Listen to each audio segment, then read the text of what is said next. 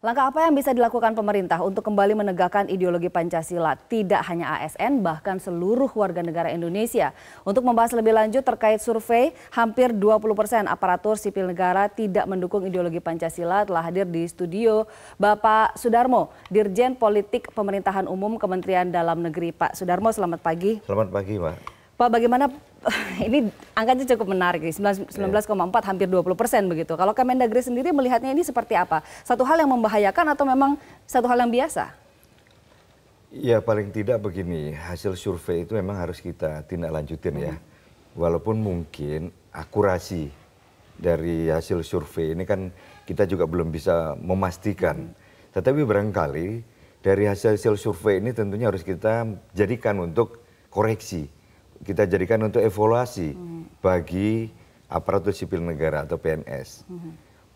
Dengan harapan agar ke depan melalui pembinaan-pembinaan yang harus dilakukan ini, maka kan ada penurunan kalau nanti dilakukan survei kembali. Oke, tapi survei ini kan bukan baru ya Pak ya, bukan 2018 sebetulnya, sudah beberapa waktu kan? 2017. 2017, artinya 2017. Kemendagri juga sudah mengetahui sejak 2017. Ya, ada langkah yang sudah dilakukan? Sejak survei ini dipublish, kemudian juga ada teman dari BPIP kan, juga sudah mempublish waktu itu tanggal 2 Desember tahun 2017 ya. Itu juga mempublish juga, tetapi mungkin belum ada tanggapan. Tapi kemarin pada saat saya jadi narasumber di kegiatan LPUI, saya bersama BIN, bersama Kapolri, kita menyampaikan tentang data itu. Data ini adalah dari lembaga Alfara. Oke, ya, lembaga survei ya? Lembaga survei Alfara yang menyampaikan mereka bukan hanya dari ASN, tetapi juga dari BUMN, kemudian dari swasta. Semua itu ada persentasenya yang kira-kira besarannya hampir sama. Mereka juga tidak anti Pancasila. Ya.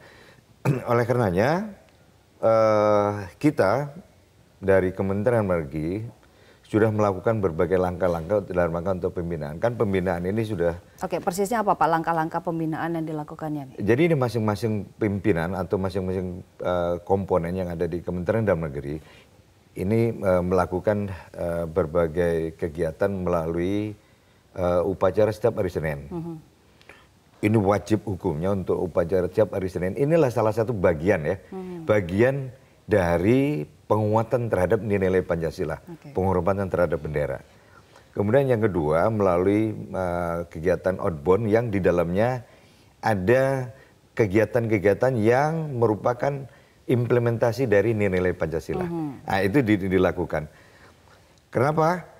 Karena kan namanya pembinaan ini nggak bisa instan, Mbak. Pembinaan ini harus bertahap, bertingkat, berlanjut. Nah oleh karenanya maka kami apabila sebagai pemimpin upacara, ini kan digilir ya, di Kementerian Negeri setiap hari Senin digilir untuk eselon 1 menjadi inspektur upacara atau pemimpin upacara.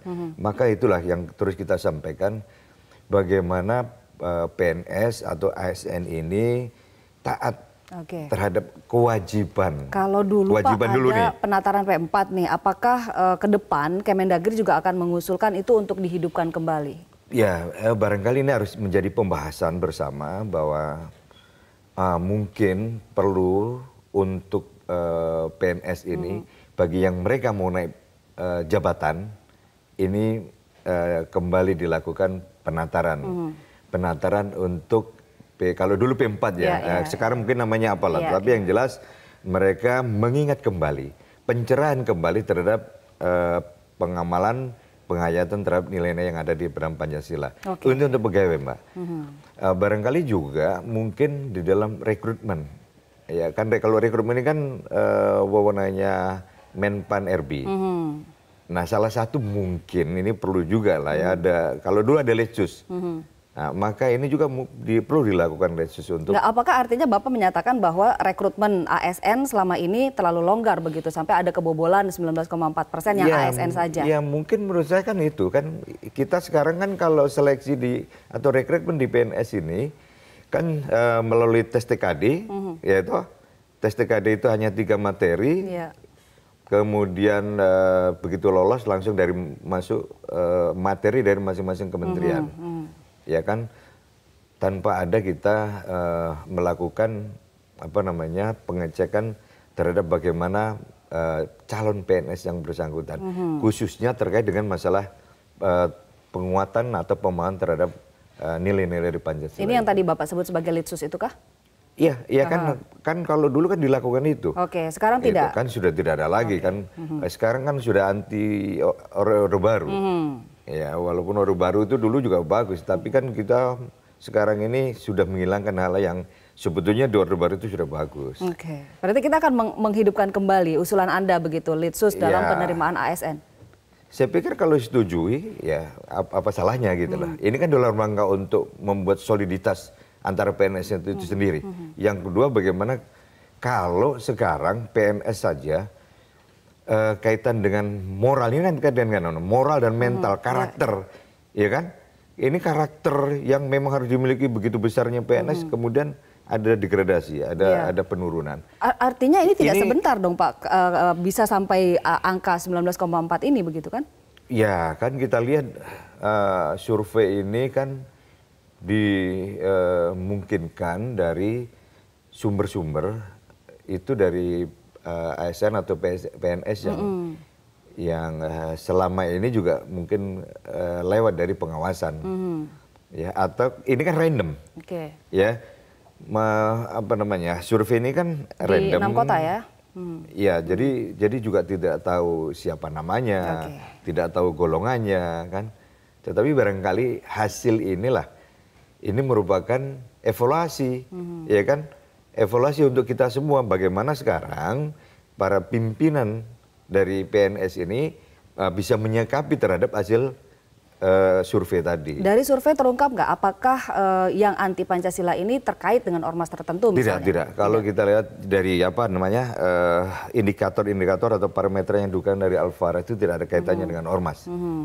Ya, tetapi memang pure untuk pemahaman terhadap Pancasila. Oke, banyak pihak yang bersuara Pak, cukup terkejut begitu dengan angka ini dan menyatakan bahwa udah sebaiknya dipecat saja karena ini terkait sangat erat dengan sumpah jabatan begitu. Artinya kan dia mengkhianati sumpah jabatannya untuk setia dengan Pancasila begitu. Apakah pertimbangan usulan ini akan dipertimbangkan? Jadi begini, di ASN itu kan ada aturan ya. Untuk memecat itu ada aturan. Paling tidak kan harus ada pentahapan di dalam pemberian sanksi. Ada sanksi itu kan ada hukuman ringan, hukuman sedang, baru hukuman berat. Kan tidak juga bisa langsung mungkin mengambil sikap untuk memberhentikan PNS yang bersangkutan apabila memang diketemukan mereka ini anti Pancasila. Tetapi kan kita lihat dulu kan bobotnya, ya kan, klasifikasi terhadap tidak kesetujuannya dengan Pancasila itu sampai sejauh mana. Ini kan harus juga dievaluasi Mbak. Baik, dan Kemendagri juga pastinya tidak bisa sendiri mengatasi ini ya Pak ya. Tapi kalau dari Kemendagri sendiri ke depan langkah apa yang akan dilakukan untuk menyikapi temuan ini? Ya paling tidak di internalnya Kemendagri dulu lah kita memberikan secara terus menerus memberikan pembinaan ya.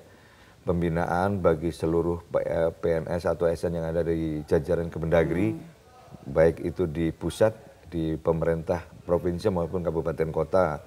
Jadi nanti melalui edaran-edaran yang disampaikan. Dan ini sudah dilakukan. Sudah dilakukan oleh Kementerian Negeri.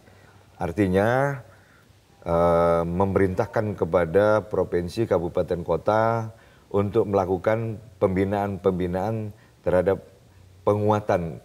Ya, ini ada 3, ideologi, kemudian karakter dan wawasan kebangsaan melalui jajaran Kesbangpol yang ada di daerah. Kesbangpol ini kan memang tugas pokok dan fungsinya adalah itu. Baik. Ya, tugasnya adalah untuk melakukan pembinaan penguatan terhadap ideologi, karakter dan wawasan kebangsaan. Bagi semoga itu jadi riak yang cukup semangat untuk meluas begitu ya Pak ya, mulai dari Kemendagri dan meluas sehingga nanti bisa menular ke yang lain ya begitu. Iya, paling tidak lingkup Kemendagri kita sudah melakukan itulah. Ya, melakukan pembinaan itu. Baik Pak Sudarmo. Kami sampaikan beginilah, yang jelas pembinaan itu jangan instan ya, jangan sesaat. Oke. Setelah pembinaan selesai, tetapi harus bertahap.